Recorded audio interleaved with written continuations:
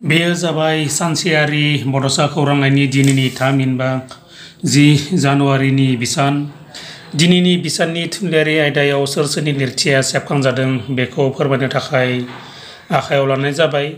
गिबियावनो फिन बयनिसिम गुरैयै खावलायहरनायदि सानसेयारि बड'सा खौरांलाइयाव अराय नोंथांनि बेसेन बखरा लिरथिखौ दैथायहरबाय था, लोगोसेनो अनसायलांबाय था। बेयो जाबाय सानसेयारि बड'सा खौरांलाइनि दिनैनि थामहिनबा 10 जानुवारिनि बिसान।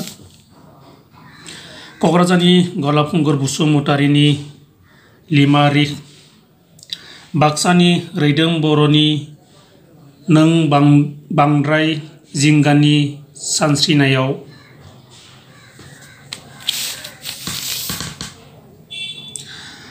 आलायारन बसुमतारीनि सिमांनि रानि जानानै, चिरांनि सभारानी ब्रह्मनि दोंब्रै लिमारिक,